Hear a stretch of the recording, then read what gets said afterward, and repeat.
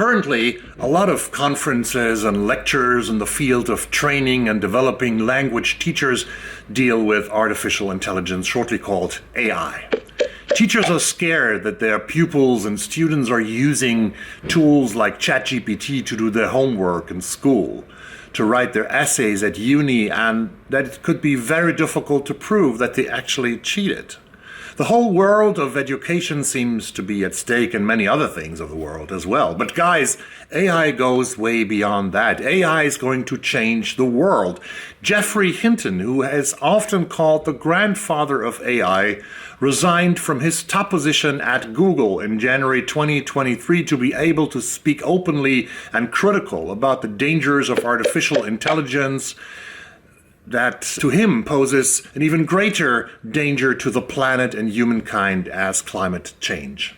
This might end up being more urgent, he has said. TV programs and podcasts, newspaper articles and essays talk about a radical change of work in the future, where millions of jobs that people still do today, still go to each and every day, will not be necessary in a few years ahead. The Indian-British journalist Madhumita, called Maddy Murgia, who was the first editor for artificial intelligence at the very well-renowned Financial Times, has traveled around the globe to collect 10 stories of how AI already has led to significant changes where you not directly would expect a huge impact. Her book, Code Dependent in the Shadow of AI, delivers surprising and baffling stories from countries like Kenya and Bulgaria, the Netherlands and Argentina, and many other countries. Taken all together, Murgia's research results in a multifaceted mosaic. In Amsterdam, artificial intelligence is being used to prevent young men from getting involved into crime. Using a large swath of data, they are trying to identify 500 young people at the time who are particularly at risk of becoming a criminal. The experiment has led to the stigmatization of young Dutch people, mainly of Moroccan descent. They are repeatedly singled out, checked and searched on the basis of the app available to police, officers and social workers. For some of them, this creates a self-fulfilling prophecy because the majority society shows them from the outset that it does not trust them. In the Argentinian province, close to the border to Bolivia, is the city of Salta, in a very mountainous provincial region. Its governor, Juan Manuel Urtubey, explained there in 2018, quote unquote, with the technology, it is possible to predict 5 or 6 years in advance which girl, a future teenager, is 86% predestined for pregnancy in adolescence using her first name, surname, and address.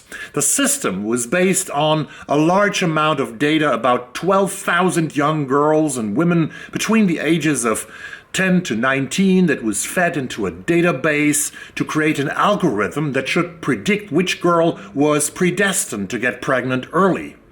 Madhumita Murgia traveled to Salta in Argentina and reports how the American tech giant Microsoft is involved in data collection that led to absolutely nothing, since no measures were defined on what to do with the information and its questionable likelihood, based on data about the economic situation of parents, about the access to fresh water, about the heritage of those women being either Hispanic, Argentinian, or indigenous. Comparable to what happened in the Netherlands, the AI led simply to prejudiced stigmatization.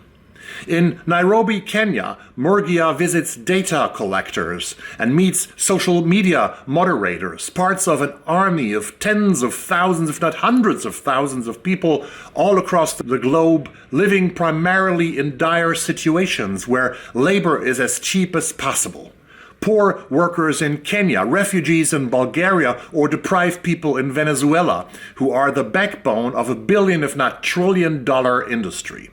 Many of the Kenyan workers Murgia talks to are able to live in better conditions than before. Sometimes they can afford to send their children to school or provide health care for their relatives or themselves. But Still, their wages are so low that they would be thrown back into square one again if they miss out on 1 month of work or if they would be too critical about their work or their superiors. A social media moderator can be someone who has to watch hundreds of videos or messages with sexual and or violent content and to decide if these materials can stay on the platforms or not. By individualizing the different aspects and stories, Madhumita Murgia creates the bigger picture. Facial recognition that often leads to racial profiling. Most AI that can recognize faces cannot distinguish that well between people the darker the skin gets. Since facial recognition is widely used for law enforcement surveillances, airport passenger screening, and even employment and housing decisions.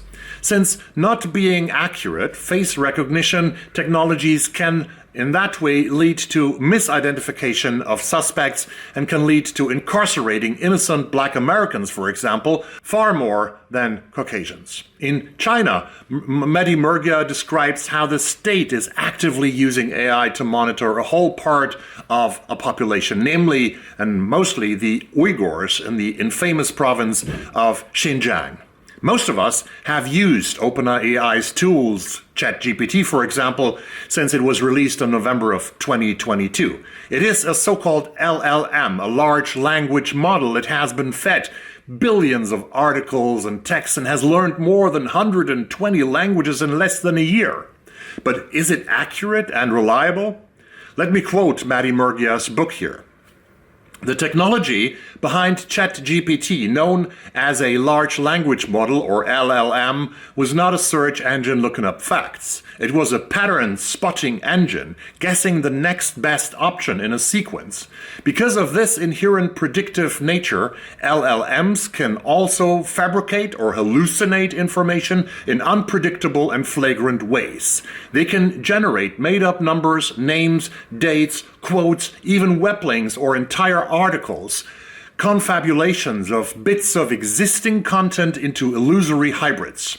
Users of LLMs have shared examples of links to non-existent news articles in the Financial Times and Bloomberg, made up references to research papers.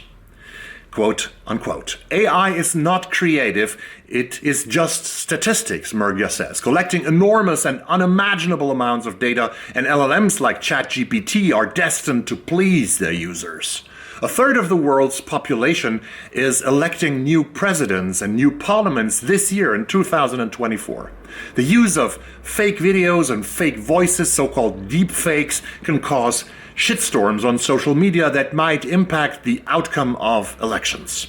But most deepfakes are committed against the integrity of women, using pictures in social media to create pornographic images or videos that quickly spread and that never can be taken down once they are online.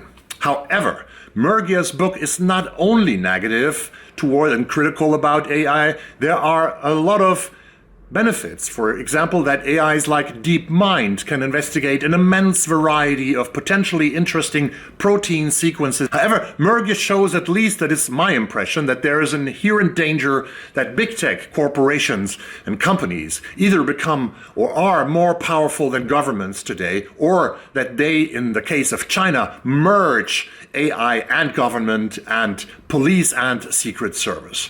Madhumita Murgia concludes her brilliant book with 10 questions that urgently need to be answered.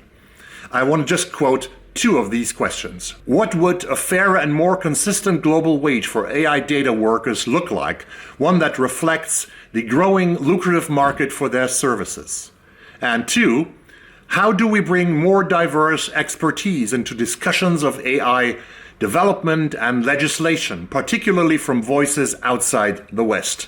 The rest are in the book, the rest of these questions. Get it, read it. It is so important and so timely and so well researched and well written. That was my review on Codependent by Madhumita Murgia. See you soon in another video and have a great weekend. Bye.